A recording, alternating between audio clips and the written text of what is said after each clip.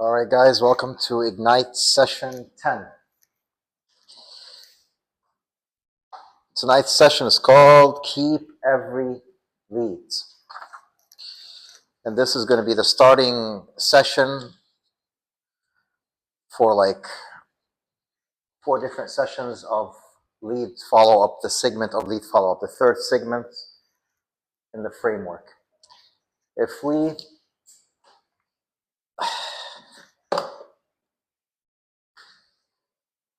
look at the Ignite course as a one formula or one line item, it's you're being coached to become a real estate expert, and then you're being coached in lead generation, and then you're being coached in lead follow-up. All this will get you a transaction which you can close on and make commission and grow your business, okay? This is the course overview that we've been through right now. Right now, all those who attended from the beginning are now should be real estate experts or have all the tools and means and methods to become a real estate expert based on the models and systems we taught. And those of you who missed a few classes in the beginning, don't worry about it. The Ignite class is given once every quarter, so it will start again in the third quarter, okay? It will start again in July. We are in the process of, putting it on YouTube, the ones that were recorded, that is, for anything you missed. So anyway, the first segment, as we can see, real estate expert of choice. We learned how to be that, and then we learned lead generation. We got 5 sessions in that, and it was all about how you would generate your leads. It's all about getting your leads and growing your database. How you would grow your database and make it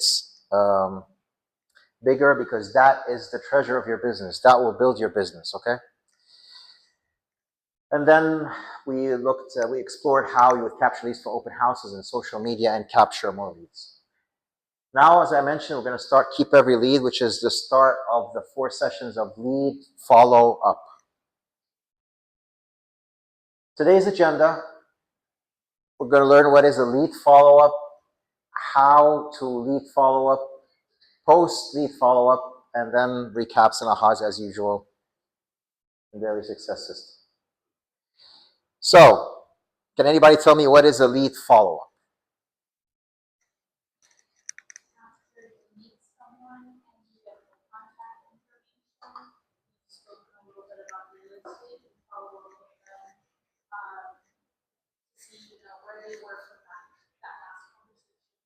Very good. That's a very good definition. Yeah. So, eventually, lead follow-up is someone you've met before, like usually it's a lead, and you're following up with that lead to try to convert that lead first into a contact. Because there's a difference between a lead and contact, and we explained that in the lead generation. Can anybody remember what's the difference between a lead and a contact? I'll remind you. A lead is someone, for example, you met in an open house. A lead is someone, like a family member told you, I have a friend who's looking to buy or sell. So you get that number, you get that phone, and you try to contact that person, okay? So a lead is someone whom you don't have a two-way conversation yet. You don't have a trust relationship yet. You're trying to build that. And we're going to learn systems on how to build a trust relationship so you can convert a lead into a contact, okay?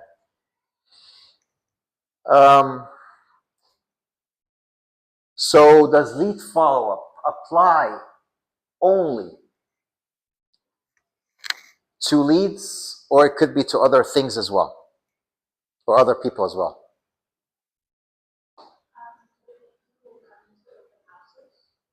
Yep. So when we meet someone in an open house, we take the name, the information down as we learned. We take, like, of course, the first and last name, the cell phone, and email. The more information we get, the better, of course. If we can get the address, that would be good, so we can, if we're sending them on a mailing campaign or If they own a home, we can send an evaluation of their home if they're thinking of selling, stuff like that. So that's the lead that we meet in an open house. It could be a lead on social media who shows interest or expresses interest in selling or buying a home. Of course, guys, whenever you notice a lead that shows interests on social media, do not take the conversation on social media. Tell them I'll direct message you or I'll call you on the phone. Because sometimes I'm interested in buying a house. Well, I can see that, but so are like hundreds of other agents who will be looking at that. I, for myself, if I see someone telling that to Veronia, I would never go and, oh, that's a buyer. No, that's Veronia's client. But you should take it out of social media. Because you don't know. And most likely the person who's going to try to steal it is someone, don't be surprised actually if it's a friend. Don't be surprised. But there is tons of other agents who are going to try to take that lead. So it could be a follow-up with a lead. It could be a follow-up with a contact when we convert the lead into a contact because we want to follow up with the contact to convert it into business. And it could be a follow-up with a past client that we can either get repeat business or a referral from. So follow-up, never ends. The main idea is when we lead generate, we may get a lead. Or we are very likely to get a lead because we lead generate every day. So when we get that lead, we follow up to convert it into a contact. And we're going to see how we do that. And then from that contact, we're trying to convert that into a business, okay? Either signing a listing agreement or signing a buyer agreement, whether it was a seller or a buyer, depending, And of course, then we close, on that. So,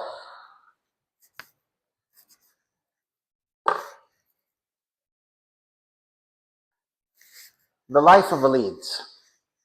And we discussed that in the last session as well. A person is more likely to move between 7 to 10 years. And we want to be in the path of that person when he thinks of making that move. If he's a homeowner in 7 to 10 years, he's going to think of selling his home and buying another. So you have an opportunity to capture that leads and make two transactions out of that. Sell the home and help him buy the new home. And based on surveys from National Association of Realtors, they will deal with the agents that's in more contact with them. So it doesn't matter if that person is your cousin, if that person is your neighbor, is that person your friend, he was most likely going to engage with the agent who's more active and interacting with him, who's following up with him, okay? Who feels he's providing value when he has knowledge. So don't rely that that's my cousin, he's never going to buy without me. You'll be surprised, okay? Don't rely on my neighbor, we're close friends. It doesn't work that way. He's going to work with someone who he trusts and who has knowledge, and at the same time, he's always giving them valuable information. We're going to go through that in a little bit, okay?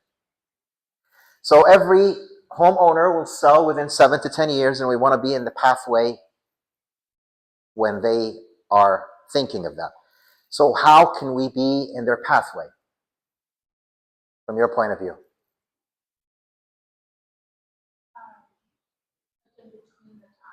Yeah, how are we going to be in front of them when he thinks of that?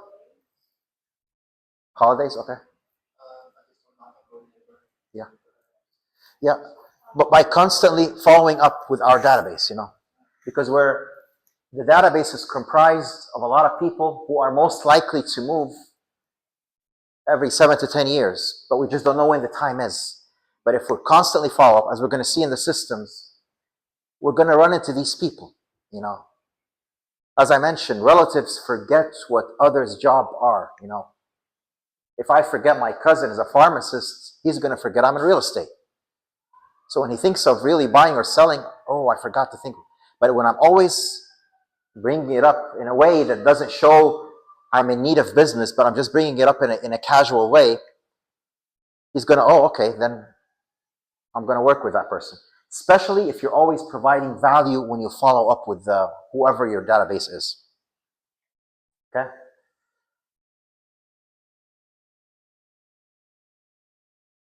So the framework of lead follow-up. Around us, there's a lot of possible business. Okay, a lot of possible business. So we want to make it a probable business. How do we make a probable business? By contacting the possible business. If I see, let's just give a simple example to get that, make it clear, but it's the difference between a possible business and a probable business. You're sitting in an open house and someone walks in the house, okay? You may not open any conversation or try to get any information from that person. That's a possible business. But when you get the information of that person walking in and you engage in conversation, now that person becomes a probable business. And in order to convert him to a real business, you got to follow up with that. So possible business, someone walking in the street, a neighbor, whatever you can think of, a friend, that's a possible business. A probable, we got to engage. We got to follow up. We got to, show them that we're real estate and we're knowledgeable, and we follow up and we build on that. Okay? So as long as we convert the possible business to a probable business, we'll always have a profitable business. That's the basic idea of follow-up.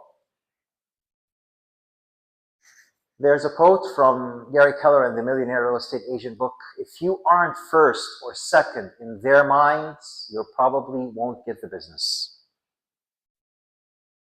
That's it. So I always want to think of that, when I say toothpastes, what is the first two brands that come to your mind? Okay, and if I told you I can think of another one.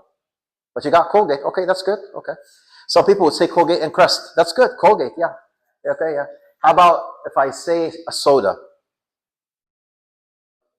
Coke and Pepsi, yeah.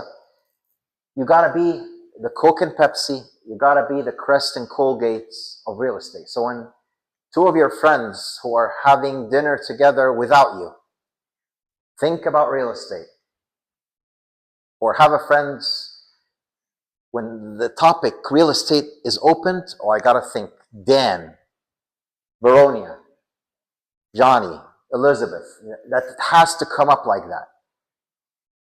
How does this happen? By constantly following up with your database and reminding them you're in real estate. And we're going to see that in a little detail in a little bit. It's not about just calling, hey, if you want to sell or buy, give me a call. No, you're going to be providing value as well. And your presence on social media as well. Ahas or questions? Any ahas or questions? Then what do you want to ask about?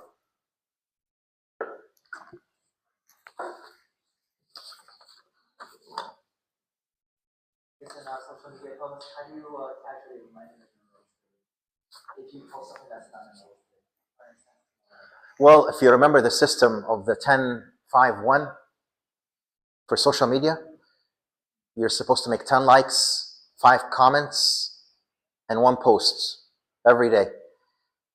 And 20% of your posts should be about real estate. So technically, you're doing a real estate post every week. So they're going to remember you. But remember, we can't overdo it every day real estate. They're gonna, that guy's desperate for business, or I'm bored. I don't want to hear anymore from that person. Yeah. Yeah, I know. It's hard. I know. What are good ideas if you don't want to post personal of your daily? What are the alternatives? Let's say you don't want to put pictures of yourself, okay? You can do, if you have a puppy, have a picture of your puppy doing something funny. If you're doing a hike and you have nice views, take a picture of the hike and say, I was walking today and I saw this. Stuff like that, You can post something providing valuable information in general. There is this new dog vaccine area that's over there. You can go check it out. All the dog lovers are going to be interested in that.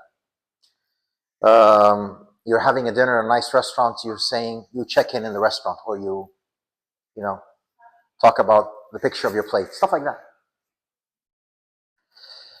Now let's discuss how to lead follow-up. The fortune is in the follow-up mind share. We heard about mindsets. We have a positive mindset and a mindset of real estate and success, just like we learned in session 1, Spark Your Career. And it's throughout the mindset. Now here's mind share. Fortune is in the follow-up. Your real success in your business, first is by generating the leads, and then by following up on the leads to convert them. Okay? So when you have a lead, there's a system we're going to follow that's called 19 to connect. Why 19? Because there's 4 touches, 12 touches, 2 touches, and 1 touch. If you add them all together, there are 19 touches to connect. Okay? Once you have a lead, you got to make 19 touches to connect. To connect to what exactly? To convert them to a contact. Remember how I said in the beginning, we have a lead and we have a contact. A lead is someone whom you haven't built a trust relationship yet. You're trying to have a two-way conversation about real estate. Contact is someone whom you already had a two-way conversation and there's a trust relationship between you both. And then you can, he's eventually or she's eventually going to convert to a transaction with you. So lead is the very initial level of a person who really doesn't know you yet. So what are the 4 touches, 12 touches, 2 touches, and 1 touch? I thought I'd break it down that way in the slide because they just jumped into the information right away, which would look overwhelming. I just want to take it step by step. The 4 touches is a quarterly phone call. And we're going to find that very common even in the other system. Every 3 months, everyone in your database, you got to make a phone call. Phone calls are very powerful. Even I personally prefer texts, but it's not as powerful as phone calls. When you make a phone call, it's strong, So quarterly phone call. And I'm talking about everyone in your database. 12 touches. That's monthly. On 12 months, you're gonna do a monthly email. That email could be a newsletter, could be a market report, or it could be a video. Okay? Whatever you want to do. You have different options. And the market report is really easy to get. You can get it from Grant. You can get it from Dustin. You can make it yourself from the MLS. You can get it just by Googling. There are service providers who would give it to you if you pay them money. There's different ways. Same thing with newsletters. And a video, you can do a video by either making something that's on Facebook or YouTube and send the link, or you can do something called BombBomb. That's a video that's just attached to the email, where they would you could say something in it and they would watch it. That's the 12 touches. What's the 2 touches? Promotional direct mail, such as magnet, calendar, printed market report, and stuff like that. That's where you get to spend some money, but that's done twice a year, like every 6 months, okay?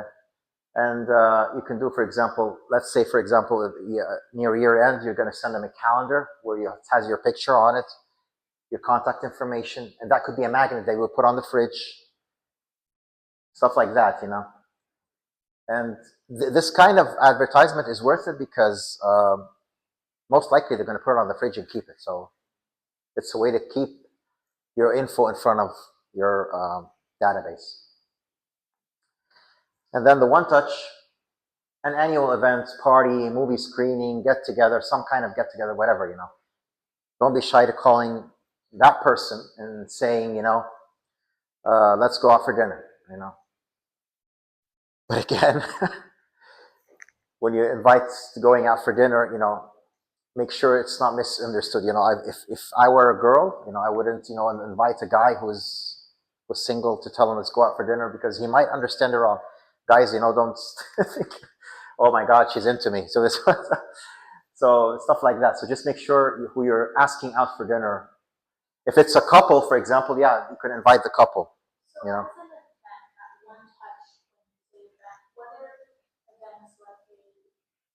a fundraiser you could It could be a fundraiser. It could be, for example, something you can arrange, like information for first-time home buyers. People who are, you can get all, as you know, as we learned in growing your database, in the database you create on command, you can tag every category in every lead you have on your database by whatever it is. Like it could be a first-time home buyer, a renter, whatever. So you gather all those renters and tell information about first-time home buying. These are the people you want to invite. Don't invite a home owner and tell them first-time home buyer. By whatever you tagged and categorize them. And yes, you can. Yeah. And you can, to help you out, you can bring, for example, Dustin or Grant and tell them, you know, I need to gather information for them so that when they we'll give them valuable information. Yeah, they would. And actually, for example, if you talk to Dustin or a lender of your choice and tell them to do that, the lender will be very happy because that's business for him. He might get business out of it more than you. So whatever the cost is to, if you're, you know, renting a place for an hour, or if you're using the office, I don't know what you're going to be doing, it will be beneficial to the lender. He can split the cost with you, you know. So that's an idea.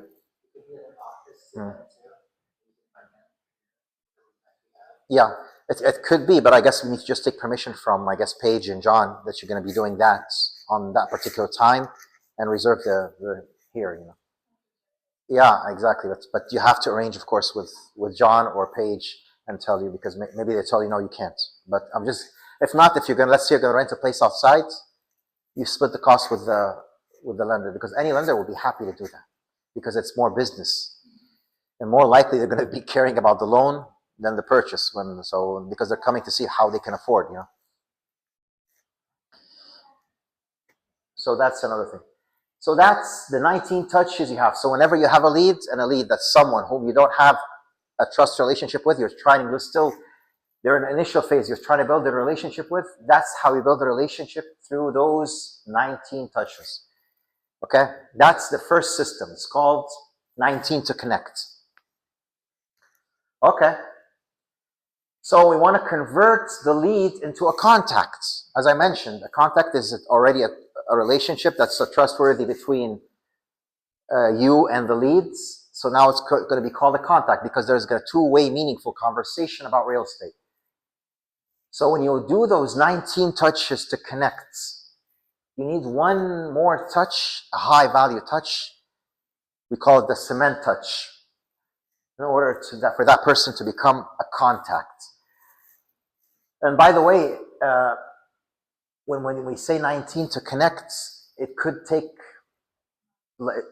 months. It could take only 3 touches. It could take 2 years. It could take 30. It depends. But it was just if we're talking on an annual basis, it's 19 touches a year, depending on how ready or what point in his path is he ready to buy or sell. That's when you get it. But I mean, on average, the system is built on 19 touches to connect.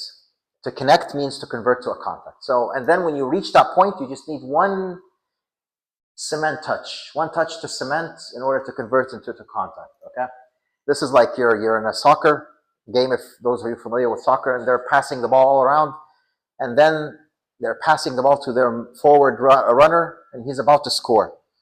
That scoring touch is the one that brings into contact or into goal.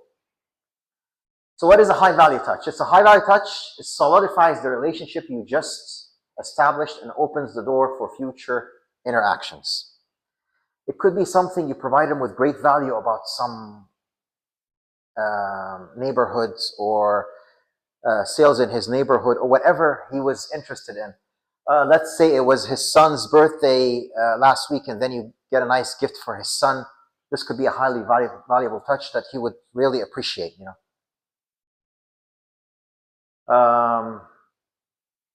so that's the high value touch in order to convert, in order to become a contact. So when you have a contact, when you convert a lead into a contact in your database, you see, that's how you see the screen you see before you right now. That's how actually the site started. But I thought it would be too much information. Oh my God, what is that? So I thought I'd take it for you step by step. That's why I broke it down. That's why I send you my slides instead of using this ones that, yeah. It's pretty similar to the 19 to connect, but this is 36 to convert. And the reason it's called 36 to convert is converting it to a business, okay?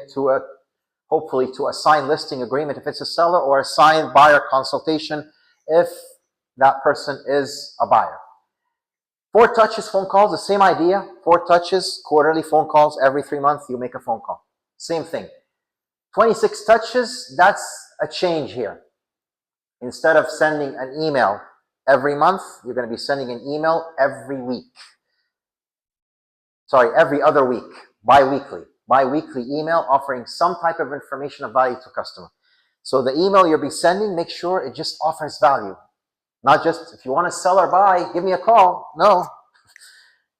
They will feel that you're trying to take any benefit out of him. You're not giving him value. But when you just offer value, he will feel that you're a valuable agent, you're knowledgeable, and you're in it to benefit him, not just benefit yourself.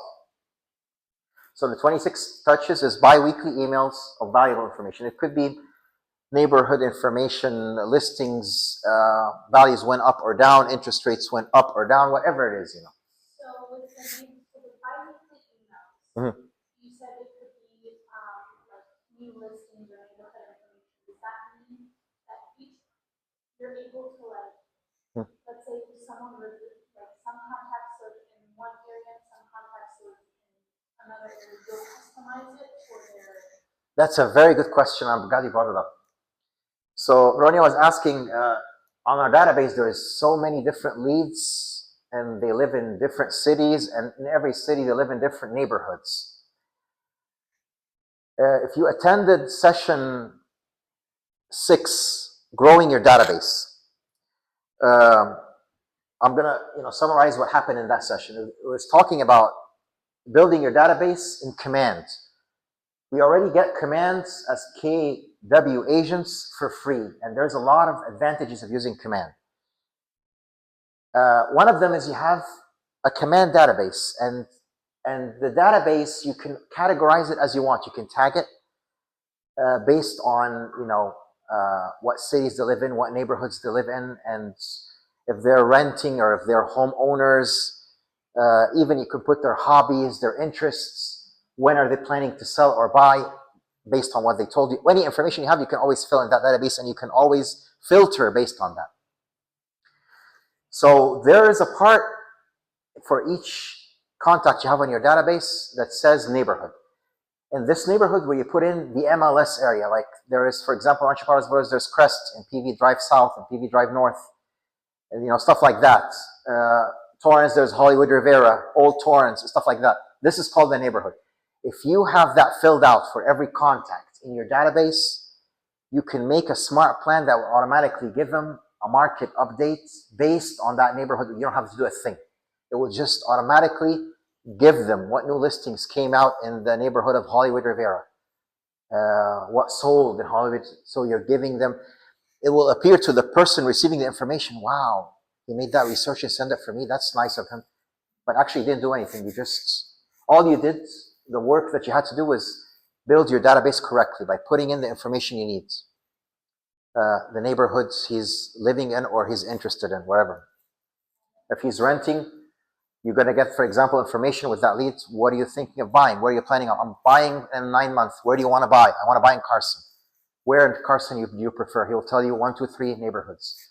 Okay? So you can base on that, and then he will get market information. But that's a very good question. So always, guys, don't be shy in asking questions, because that opens up good points. That's helpful. And, and people on Zoom, as I mentioned before, unmute and talk, because I won't be able to see the chat. Just unmute yourself. I have a question. What if this happens? Yeah.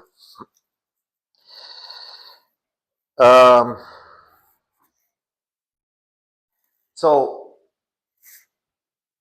I just want to go back to the one cement touch or the one high value touch. This could be any of the 4 things. It could be telling them about the service you provide. You provide high quality service and real estate. It could be helping helping them in finding the homes of their dreams, or selling their home for top dollars. It could be setting up a conversation for later. I'm thinking of selling my home in a year from now. It's okay, I'll follow up with you in 9 months to start making preparations. So it's setting up that. It could be a reminder for the interaction. And it could be a source of referral business for you. You know, when you're talking to the person during those 4 touches every 3 months, you always ask the question in the end of the conversation. First of all, when you open the conversation and you talk to the client, or to your lead in this case, or contact, hope all is well, everything going well with your work. Try to get more information about the lead you're calling before you call. Like if he's friends with you on Facebook or she's friends with you on Facebook, see what happened in the last few weeks in posts. Like, was there a birthday? Was there something? It was, see what it was and bring it up in the conversation. Do not bring real estate in the beginning of the conversation at all. Make it a social call. Only social. How are you doing? How's everything? How are the kids? How's your mother? How's your spouse? All that. Build a conversation. How is work going? So and so. How are you doing in this horrible economy? Prices are going crazy, stuff like that. And then finally, in the end of the conversation, if you know anybody who needs help in selling or buying a home, let me know. In the end of the conversation, he may have somebody or he may not. If he himself or she himself is thinking of selling or buying, she will tell you. Okay? So back to the 36 to convert to a transaction, 4 touches. It's the same as 19 to connect. The 4 touches over there, quarterly phone call. We're still going to do that. We talked about the 26 touches, which is a bi-weekly email offering value. 2 touches, events and get-together parties. So instead of having 1 touch in the 19 to connect here, now it's going to be 2 touches of events and get-together parties. Okay? And then we have 4 touches of promotional direct mail, such as magnet calendar or market report. Notice how here it's 2 touches. So it doubled here. So there's 2 things or 3 things that doubled in the contacts in the 36 to convert. The 12 touches doubled to become 26. I know it's 24, but I mean almost double, a little more than double.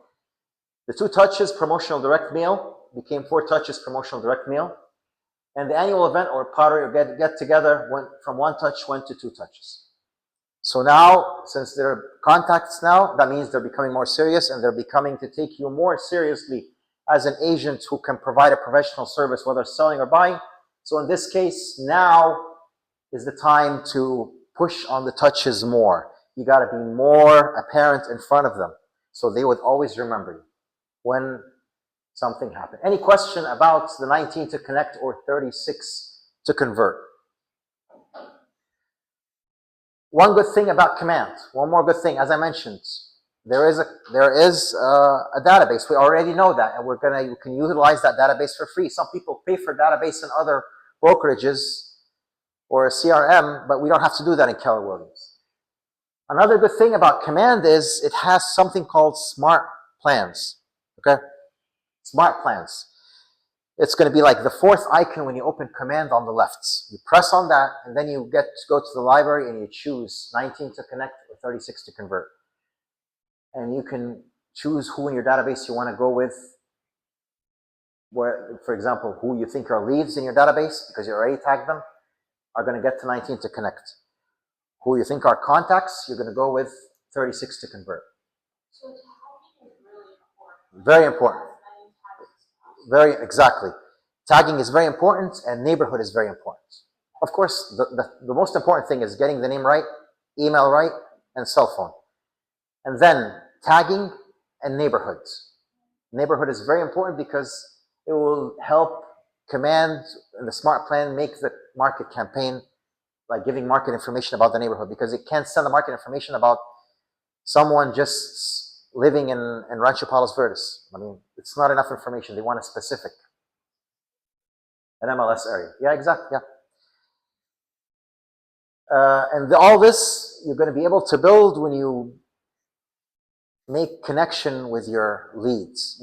You're going to be having conversations. So what in cities are you interested? Where do you live right now? You'll be taking notes. So as you're taking notes, you feed the database. That's why you should feed your database every day and keep it in good condition. Any questions from here or Zoom? And remember, the fortune is in the follow-up and all that. So we already discussed the leads 19 to connects. Now, lead follow-up best practices. Considerations for your lead follow-up program. What are my strengths when working with people? Every one of us has different kinds of strengths. You know how the Justice League or Avengers, each one has different kinds of powers? We're not the same. So you may have a power or a strength that's better than the top agent in California. You just don't know it. You're going to discover as you explore your lead generation or your lead follow-up, you know. You could be very good at persuading people. You don't know. You could be very good in presenting how the market is. You could be very good in handling objections.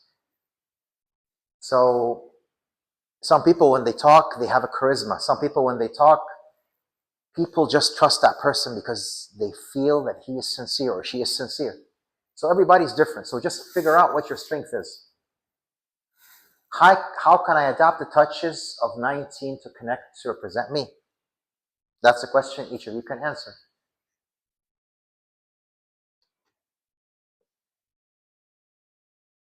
What are some reasons I might have for contacting leads? Well, there could be many reasons. You could just, by a coincidence, you know that lead's birthday. You'll contact them on the birthday. You know their son is having some kind of birthday or something, or this christening, wherever it is, there could be a reason for that call. What are some touches to do before and after a phone call? Before a phone call, as I mentioned, if you are friends on Facebook or Instagram, find out if there's any events that he posted about himself or herself, so you can bring that up in the conversation.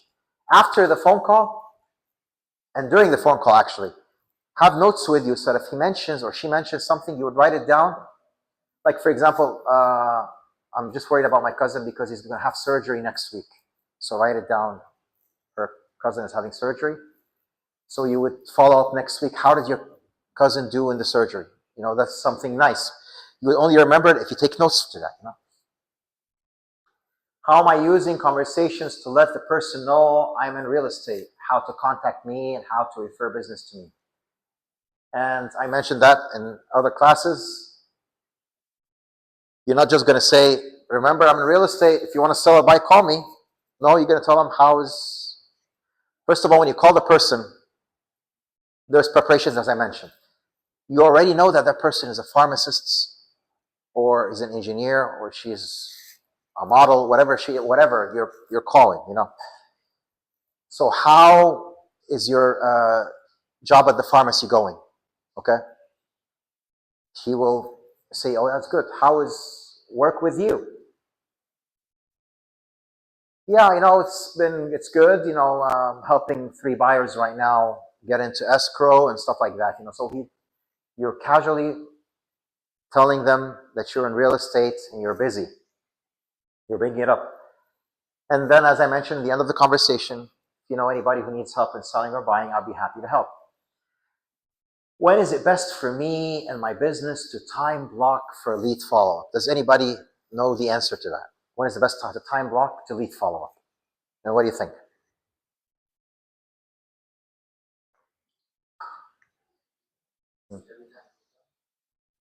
Well, I mean time blocking in the day. When you're arranging your schedule from 9 to 5 every day, from Monday to Friday, when is the best time to lead follow-up? And I want to say that you have to lead follow-up every day. Okay? But what time? When is good? Feel free Zoom if you want to say something.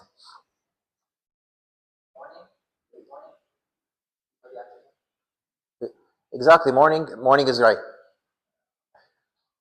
I think Veroni heard the answer. Did you hear the question? What was the question? When is the best time to lead follow-up? Okay. When is the best time to lead follow-up? And I mean time blocking. Time blocking Let's say you have a schedule every day, and we're supposed to eat follow-up every day. When is the best time during the day to eat follow-up? Well, the optimal time is morning. If worst case scenario you're doing it at lunch, that's fine. It depends. Maybe you guys are working other jobs. As long as you do it a day, do it. But let's say you have the whole day to yourself, the optimal time will be morning. Why? Let's say you're a full-time real estate and you manage your own time and you arrange your schedule as you want. First of all, when you call people in the morning, they don't have yet more problems of the day yet. The kids either just went to school, whatever. There's no problems that arose yet that would cause them not to want to talk to you. So that they're fresh, you can talk to them. And at the same time, that goes for you as well. Usually when you wait till, let's say 1 o'clock or 2 o'clock, you would have some other issues that you have. You would notice that you got a late fee on something, or an issue that arose. You'd have a disconnection with the Wi-Fi, or your cable got disconnected for some reason, or you have to deal with other issues during the day, whether it was your issues or family issues or other personal